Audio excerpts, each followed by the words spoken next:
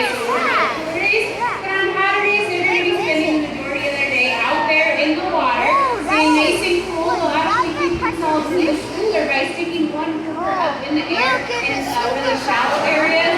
Getting all, there's a flipper. Showing them off. Getting all of that nice cool air circulating onto the flipper and therefore circulating into the blood and cooling yourself down. But they also spend a lot of the time in the water looking for things to eat. And sea lions can not only eat 50 different species of fish, but they can also dine on things like octopus or mollusks. Now, if you are a mollusk, you're going to want to stay as camouflaged as possible, whether it's a sea lion or not. You don't want to get eaten.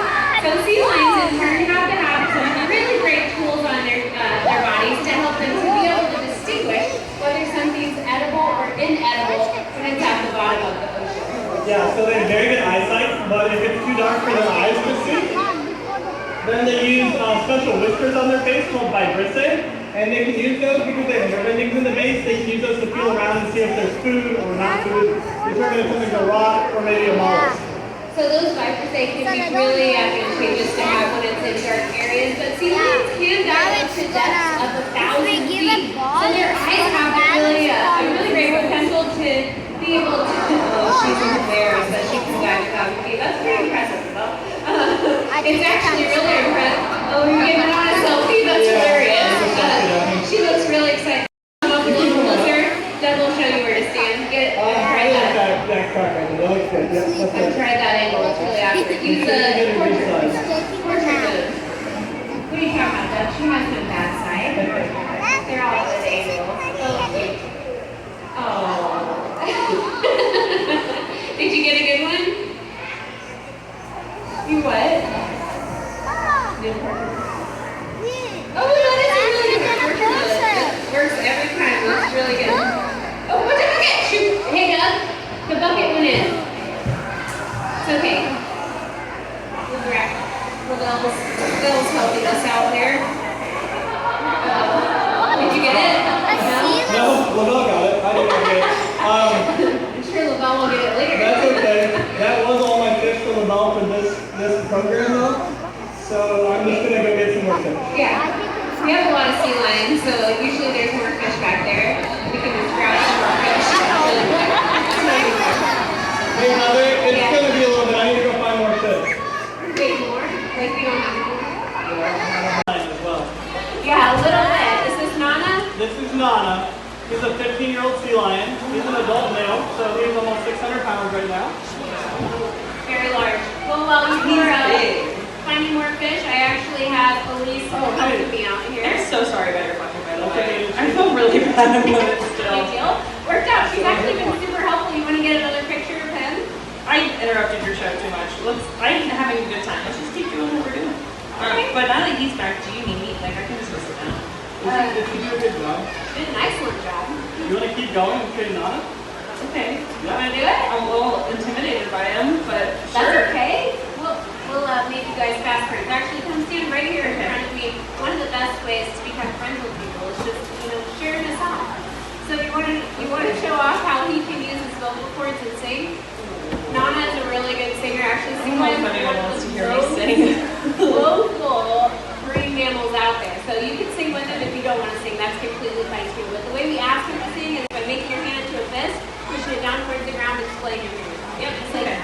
All right. So if you want, you can sing along. If not, he'll sing for you too. He's not shy at all. I'm somehow more nervous about singing in front of people than being around an animal this big. So okay, we're good. Okay. You need to go check out that bucket really quick. Yeah. Oh, I wonder who went up there. Okay. Is he a Buckeyes fan? He is. Oh wait.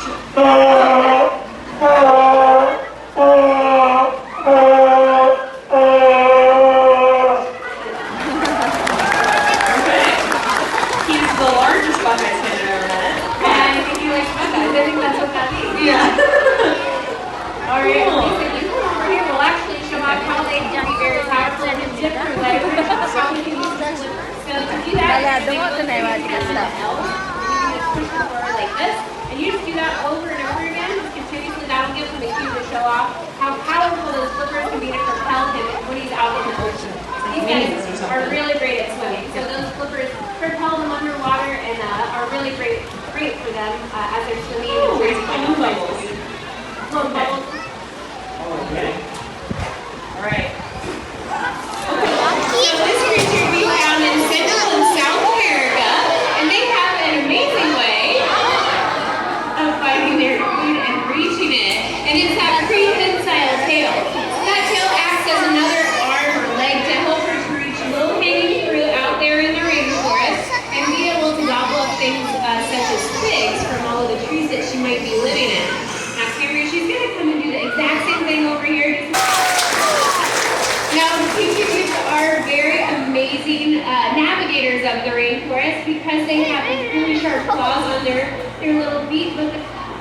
have very special ribs.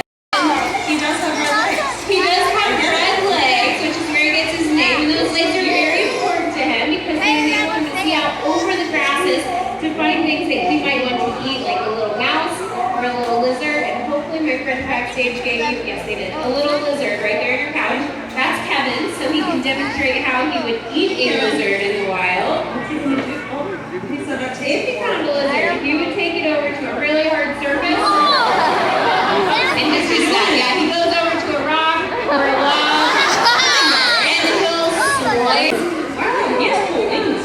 He does have great wings. He spends most of his day down on the ground, but he can fly up to a tree to hide. If they're in the mood for hunting, this is what he's going to be doing over and over again. But it is kind of funny, but also very advantageous because it not only makes sure that that animal's not alive when he's eating it, but it also breaks up the bones in that animal's body too. So if he found something like a really big lizard and smashed up all of the bones, it would make it easier for him to rip into little bite-sized pieces with all those sharp little talons Almost went in or the pool.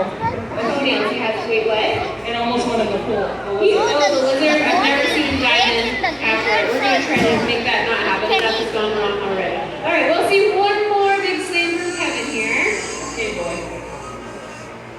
Kevin, at least we're helping him to see all kinds of things in the grasslands, but it also enables him to be able to run really fast to make sure that he himself is not a prey item for other animals out there. So he's down there on the ground looking for all kinds of snacks.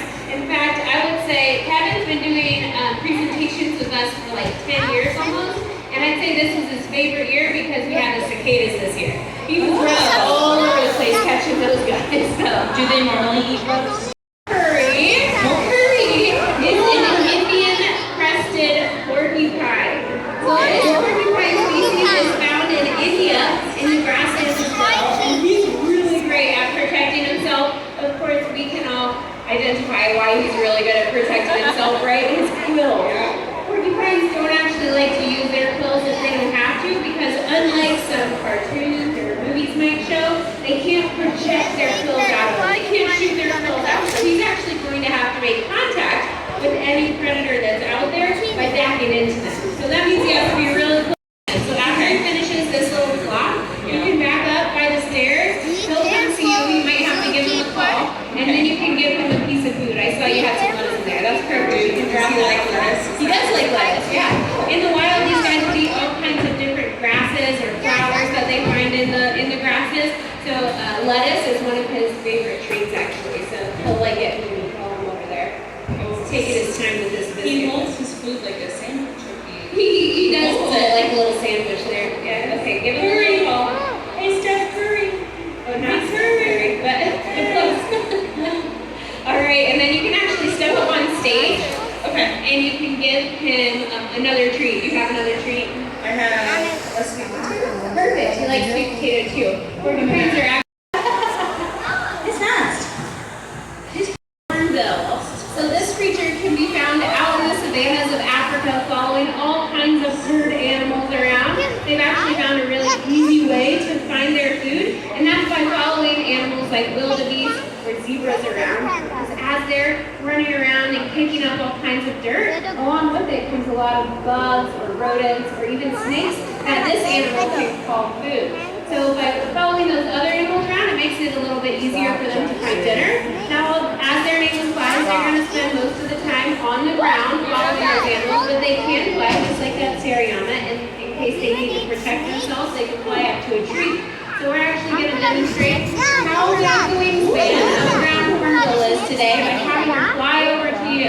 So what you're going to do is you're going to just give her a nice big wave and a call. Her name's Terry. And she'll come over there and see you, and you can toss her some of the food you have. Good wave. Great job. Ooh. Just throw her that Yep, stuff. just toss that food up to her. Oh, Great job. very slimy. Oh, here she is. Oh, wow, she got it. Okay, Terry, one more. Oh, I dropped it. That's okay. Oh my goodness, I'm so